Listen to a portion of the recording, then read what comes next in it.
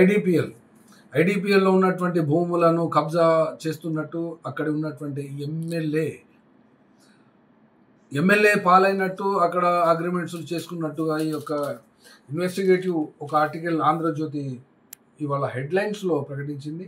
హెడ్లైన్స్లో ఉన్నటువంటి అంశాల జోలికి వెళ్లకుండా ఇందులోపట అక్కడ ఉన్నటువంటి కృష్ణారావు అనబడేటువంటి ఎమ్మెల్యే బీఆర్ఎస్ పార్టీకి చెందినటువంటి వ్యక్తిగా ఆయన ఇవ్వవలసినటువంటి ఎక్స్ప్లెనేషన్ అతను ఇస్తూనే ఉన్నాడు.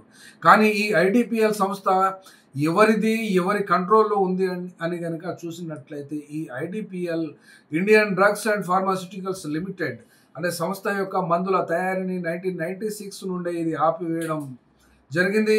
తర్వాత డిసెంబర్ 2016 నాడు కేంద్ర ప్రభుత్వము ఈ యొక్క కంపెనీని మూసివేస్తున్నట్టుగా నిర్ణయించుకున్నట్లు ఆ యొక్క ప్రకటన తెలియజేసింది. అయితే ఈ యొక్క ల్యాండ్ అలాట్మెంట్ 902 ఎకరాల భూమి దీని కింద ఉంది. కానీ ఈ యొక్క 902 ఎకరాల భూమిని ఇటీవల రేవంత్ రెడ్డి ముఖ్యమంత్రిగా వచ్చిన తర్వాత 500 నుండి 1000 ఎకరాల వరకు ల్యాండ్ పార్సెల్స్ను ఐడెంటిఫై చేయాలని చెప్పి ముఖ్యమైనటువంటి బ్యూరోక్రాట్స్తో మీటింగ్ పెట్టి వాళ్లను ఆదేశించడం కూడా జరిగింది.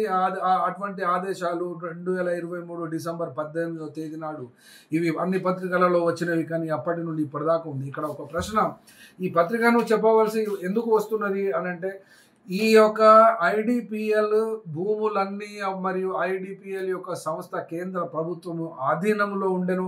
ఇది ఐడిపిఎల్ సంస్థ 1961లో ఏర్పాటు చేయడం జరిగింది. అప్పటి ప్రభుత్వం అనగా ఎందుకు ఏర్పాటు చేసింది అంటే అప్పుడు ఉన్నటువంటి నెహ్రూ ప్రభుత్వమే అందుకు ఏర్పాటు చేస్తే ఇప్పుడు ఉన్నటువంటి నరేంద్ర మోడీ ప్రభుత్వము దీనిని ఖచ్చితంగా అమ్మేయాలి అని నిర్ణయించుకున్నటువంటి నేపథ్యం ఉందా, ఏముంది అని అంటే ఇక్కడ 2 పార్టీలకు సంబంధించి అధికార పక్షాలు, ఒకటి కాంగ్రెస్ పార్టీ తమకు అవసరమైనటువంటి రోడ్స్ కానీ డెవలప్మెంట్స్ కానీ మరి ఇతర ఈ యొక్క ఫార్మాస్యూటికల్ సంబంధించినటువంటి మందుల కోసమా లేకుంటే దేనికి ఓఆర్ఆర్ మరియు ఆర్ఆర్ఆర్ల మధ్య భూమి కావాలి రిక్వైర్మెంట్ ఉంది అని సీఎం అన్న మీదట ఈ యొక్క హెడ్లైన్స్లో ఈ వార్త రావడం అంటే సీరియస్గా ఒకటే ప్రశ్న, ఒకవేళ ఇందులోపట బీఆర్ఎస్ ఎమ్మెల్యేగా ఉన్నటువంటి అక్కడ కూకట్పల్లి ఎమ్మెల్యే మాధవరం కృష్ణారావు కనుక ఈ భూమిని ఆక్యుపై చేస్తే అతనిపై కేసులు పెట్టండి.